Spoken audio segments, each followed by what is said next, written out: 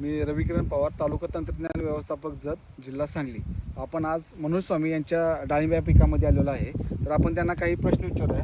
हे डाळिंब बाग तुम्ही उभा करत असताना तुम्हाला मार्गदर्शन कोणी दिलं, त्याचबरोबर तुम्ही कुठल्या प्रकारे इथं प्रशिक्षण घेतलं तर जरा सांगा. नमस्कार, मी मनोज दोंडाया स्वामी, येळवी तालुका जत, जिल्हा सांगली. ज्यावेळी मी डाळिंब लागण करायचे होतं त्याच्या अगोदरपासून मी कृषी विभागाचे टचअपमध्ये होतो आणि कृषी विभागातल्या आत्मा अंतर्गत असणारा आपला विभाग आहे जो AI टेक्नॉलॉजी तंत्रज्ञान विभागामध्ये आहे. आणि साधारण आज जग सगळं AI टेक्नॉलॉजी असताना मी शेतीत त्याचा वापर करण्यासाठी ज्यावेळी अधिकाऱ्याकडे गेलो, त्या विभागाचे अंतर्गत अंतर्गत AI तंत्रज्ञान विभागाचे अधिकारी भेट झाली. त्यावेळी मी डाळिंब पिकात मी प्रशिक्षण घेणार आहे असं समजल्यानंतर ते रविकिरण पवार साहेबांनी मला बारामतीतल्या KVK प्रतिष्ठानमध्ये मला प्रशिक्षण देण्यात आलं आणि त्यावेळेस हा फसल डिव्हाइस याचा मला मी बुक केलं आणि तिथून आणून मी डाळिंबामध्ये त्याचा वापर केला. हे बसवल्यापासून मला मजुराची आणि औषधाची आणि पुढल्या उद्या होणाऱ्या ह्याच्या धोक्याची मला सूचना मिळाली. पाणी निम्म्यानं कमी झालं, औषध निम्म्यानं कमी झालं आणि पुढे होणारं संकट मला अगोदर समजलं जातं. त्यामुळे ह्या शेतीत त्याचा मला 50% वापर झाला आणि मनुष्यबळ कमी झालं आणि ही टेक्नॉलॉजी एकदम चांगली आहे आणि शेतकऱ्यांनी याचा वापर करावा या टेक्नॉलॉजीचा आणि आपलं उत्पन्न वाढावं.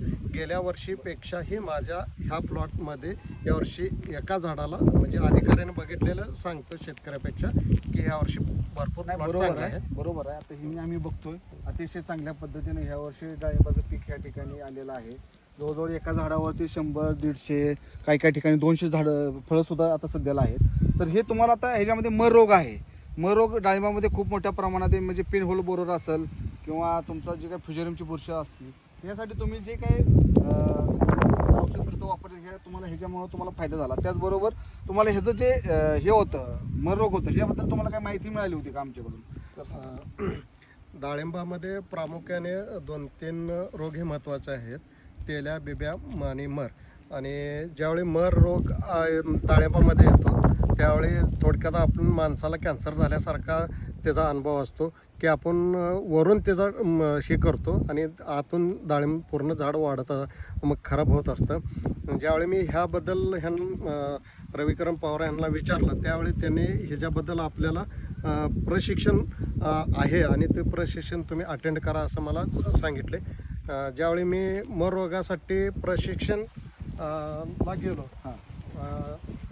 आणि माझा अनुभव आहे की ते प्रशिक्षणातून मला खरंच खूप महत्त्वाचं वाटलं आणि अतिशय मोलाचं प्रशिक्षण मला मिळालं. तुम्हाला पुढे प्रशिक्षण दिलं आपण डाळिंब संशोधन केंद्र जे केगावचं आहे त्या ठिकाणी तुम्हाला त्यावेळेला आपण गेलो मर आणि पिन होल बोररचं जवळजवळ 20 लोकांचं आपण प्रशिक्षण त्या ठिकाणी घेतलो, बरोबर आहे. तर त्या ठिकाणी तुम्हाला ही माहिती भेटली का त्याला कशा पद्धतीनं त्याचा वापर केला पाहिजे, औषधाचा खताचा कधी करायला पाहिजे, त्याचं टायमिंग कसं असलं पाहिजे? ज्यावेळी आम्ही सोलापूर डाळिंब प्रशिक्षण आणि संशोधन केंद्रावरती गेलो, साहेबांनी आम्हाला घेऊन गेलं आणि त्याबद्दल आम्हाला प्लॉटवरच त्याचे प्रशिक्षण देण्यात आलं. त्याचा खरंच भरपूर मोलाचा फायदा झाला.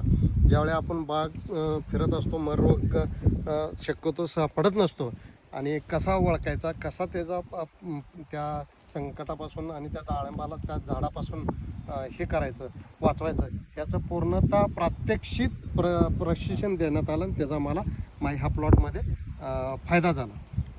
धन्यवाद.